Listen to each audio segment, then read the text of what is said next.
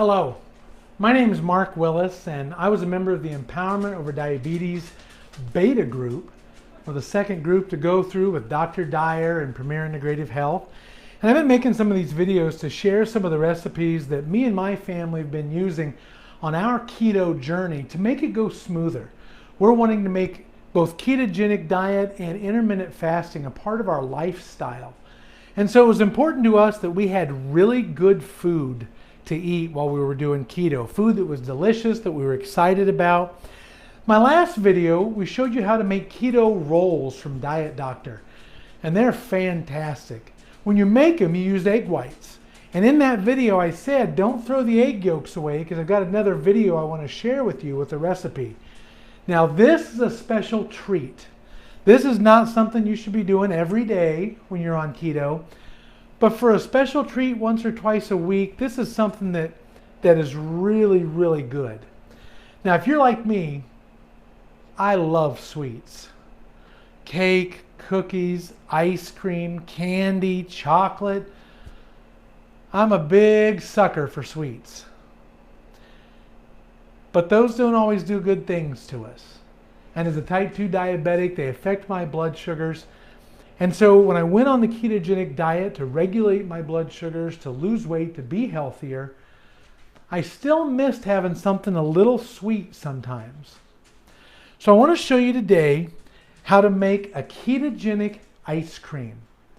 Now this ice cream that we are going to make has 1 carb per half cup, which is just right. That is a nice little sweet treat on a day, something special, something really delicious that I like to have. So I'm going to show you a couple different ways to make it. Now I got this recipe off of Diet Doctor as well. On there it's called Mason Jar Keto Ice Cream. So we're going to show you how to make it in a mason jar. I've got my jar here.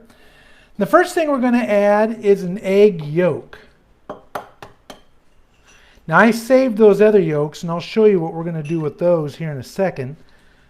But let me get this yolk out here. Just the yolk. I'll put that in our jar. Now we're going to add a half a cup.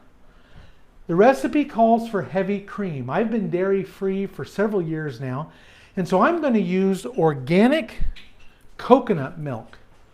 And this stuff is great. You look at the ingredients on the back. It's organic coconut, water, and guar gum. Guar gum is used as a thickener or a stabilizer in it. But this is good stuff, and it's nice and thick, just like heavy cream. So I'm going to add that to my jar as well. Got a half a cup of that going in. Let me scrape some of that. It's so thick, you kind of got to scrape it out of your measuring cup here. Next, we're going to add some vanilla. Going to add a half a teaspoon of vanilla.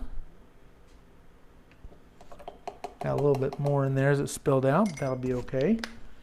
And the last thing is the sweetener. Now I'm going to use monk fruit. It's important that when you go to use artificial sweeteners, you're working with Dr. Dyer and his whole team to figure out what sweetener is going to work best for you. We tried several different kinds and we ended up on monk fruit for a couple reasons. Number one, it's a one-to-one replacement with sugar. If you're going to make a recipe and put sugar in it, you can use monk fruit on a one-to-one basis. It brings nice sweetness to it, but most importantly for us, I tested this a couple times to see how it would impact my blood sugars and being in ketosis. What we found was the monk fruit used in moderate to small amounts, not a lot of it, didn't affect my blood sugars negatively, and it didn't knock me out of ketosis. So we decided to use monk fruit, but there are other good sweeteners out there. I think they call for xylitol in the recipe itself, but they even tell you in there, find the sweetener that works best for you. We're going to use monk fruit, and I'm going to add a tablespoon of monk fruit to my jar. And again, this is not an everyday. This is a special treat we're making. So let's put our tablespoon of monk fruit in there. And we've got everything else. So that's it. 4 ingredients. We're going to make ice cream from that. We're going to put our lid on. And here's what the recipe calls for. Shake the jar for about 5 minutes. Now, if I'm making one of these, then this is fine. I can sit here for 5 minutes. I can shake the jar. And when it's done being shaken up, I can throw it in the freezer. My deal is there are 4 adults in my household and all of us are eating a ketogenic diet. So to make 4 or 5 of these at one time, that's going to be a pain to sit here and just shake it over and over. So I've been experimenting with the recipe a little bit, and here's what I found. I got my blender out and I did more than one. When we made those rolls earlier, I had 6 egg whites I put in the roll. I saved back the 6 yolks in my fridge. I threw the 6 yolks in here and I multiplied the recipe times 6 to add the monk fruit, the vanilla, and the cream. Now I'm going to add this 7th one in, because rather than shaking it up by hand, especially if you're making more than one of these, I like to make a few of them at a time and then put them in the freezer. We can eat on them for a week or 2. I'm going to put them in my blender. Put all the ingredients in here, and again, I multiplied it times 6 for all the ingredients. Then I just added this one. And I'm just going to turn it on its lowest setting, and I'm going to run that for a little less than a minute. My blender will shut off at about 50 seconds. So we're going to let that mix everything up. And then there's a couple of ways that you can go from here. There's a couple of different things you can do. You can get a jar, pour a little more than half a cup, a little less than 3/4 because of all the ingredients you put in. So about 3/4 of a cup, you're going to put in the jar, put a lid on it, and just like you've been standing here shaking it for 5 minutes, the blender's done the work for us. Stick it in your freezer, give it about 3 hours to freeze, and you've got ketogenic ice cream. Now, as I said, 3/4 of a cup in one of these is going to be 1 net carb. There's actually about 5 carbs in it, but 4 of them come from sugar alcohols in the monk fruit. And those, like I said, those have not impacted my blood sugars or my ketosis. So we count it as 1 net carb. The only problem with this, mixing it up in the blender, putting it in the jar, putting it in the freezer, is it freezes pretty hard. Kind of like an ice milk more than an ice cream.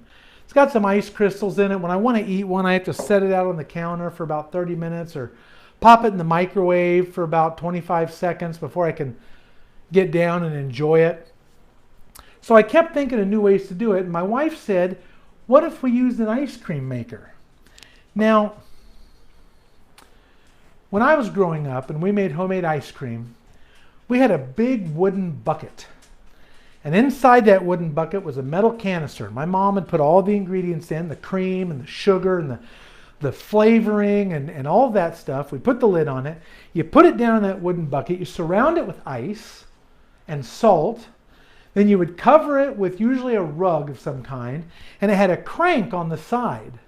Right? This crank would go on it. My dad would crank on it over and over. Seemed like forever. We had to crank on that thing to make ice cream. My job was to sit on top of the bucket and hold it all down so it didn't flop around while he was cranking and cranking and cranking. And it seems like after, well, I don't know, 7, 8, 10 hours. It probably wasn't that long, but I was a kid. Everything took forever. It seemed like we finally got homemade ice cream. Well, we went to the next step. This is a Cuisinart countertop homemade ice cream maker, and it works really well. You can see it's got and I made a batch earlier, that's what this is. It's got the turner inside. This bowl comes out and you pop it in your freezer and it freezes. There's a liquid inside it, and that's what hardens the ice cream then. It takes about 25 minutes in this ice cream maker in order to get it to the right consistency. So what we're going to do is, we've got all of our ingredients mixed up in here. I'm going to go ahead and turn this on. So you can see the bowl starts turning. And you're just going to pour your ingredients in. Now if you use something like this, you only fill it up you don't get any more in it than about 1/2 inch from the top. Now this won't be that much. I measured this one out before, so I know how much will go in here. This is 7 servings worth. We're going to get that mixing up, and I'm also going to mix in, I left it sitting over here. The first batch I made was vanilla, that first recipe I showed you. But the second batch that I'm making, I'm going to add in some cacao. This is unsweetened cocoa flour, and we're going to add that in. Get that down in there. Let it mix in.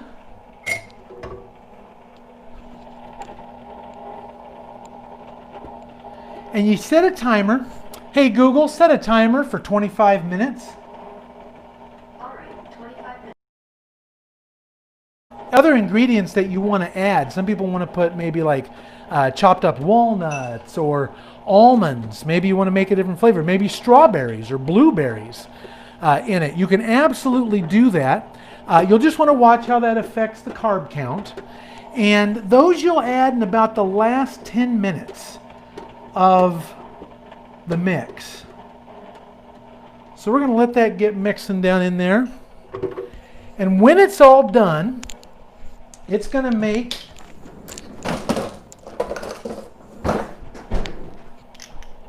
this is one from the batch I made earlier.